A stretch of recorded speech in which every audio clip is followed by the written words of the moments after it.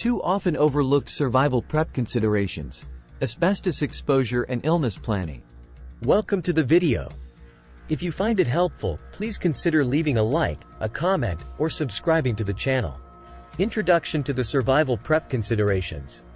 Disasters can happen anytime, anywhere, and to anyone. From natural calamities such as floods, storms, and earthquakes to man-made crises like industrial or roadway accidents, emergencies have become a part of our modern lives. Survival preppers understand the importance of being prepared for pretty much any eventuality. They stock up on food, water, and other supplies. They practice self-defense techniques, and they map out escape routes. While such prepping tactics are crucial, there are some overlooked areas that need to be taken into account. Two of these overlooked areas are asbestos exposure and illness planning. Although air is an essential element for survival, it can also carry harmful substances, like asbestos, that can have detrimental effects on our health.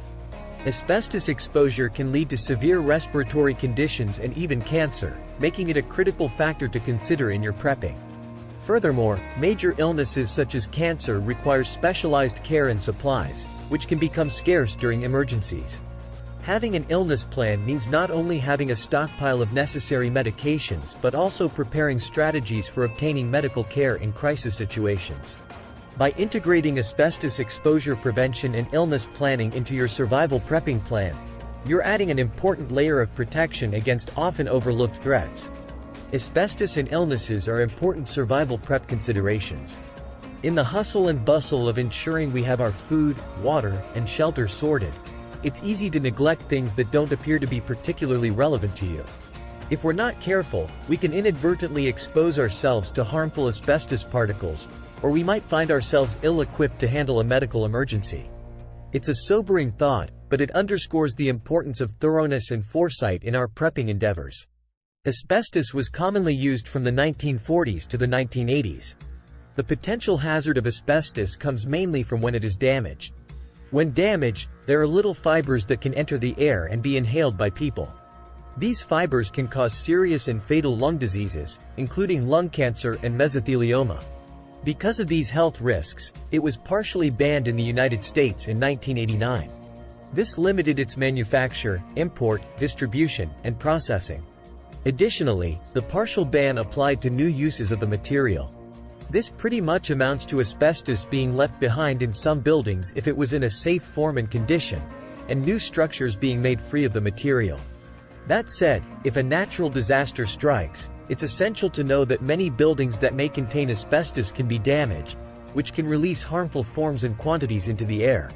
For preppers, this means that they need to be aware of the potential risk of asbestos exposure in their disaster response plan. Adopting universal precautions can indeed be a proactive approach toward potential asbestos exposure, similar to the way we handle bloodborne pathogens. When it comes to buildings in your vicinity, it's safer to assume that any municipal, school, industrial, or commercial structure may be old enough to harbor asbestos-containing materials. In the wake of a disaster, the damage could release harmful asbestos into the air. Planning includes getting equipped with protective gear such as N95 respirators and goggles, to safeguard your lungs and eyes, respectively, from asbestos exposure.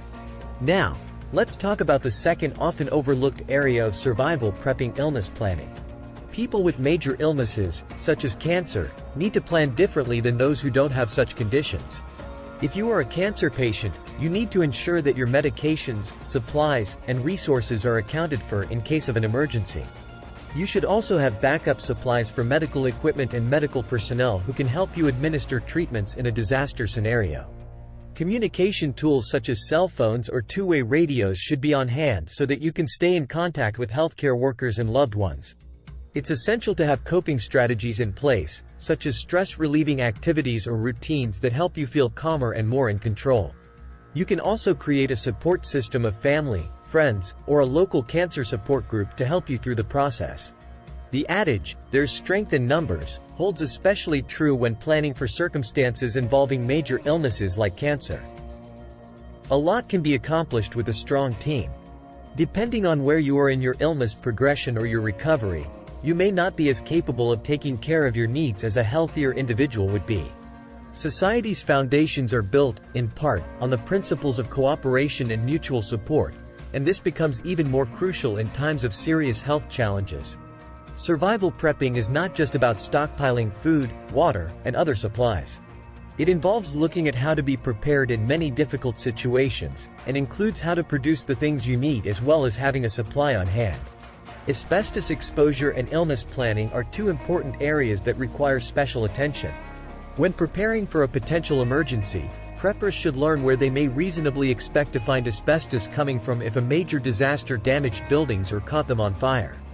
In addition, cancer patients should plan differently, accounting for their medications, supplies, emotional and mental well-being, and support network. Contemplating these two survival prepping elements has encouraged me to step outside my usual box of considerations.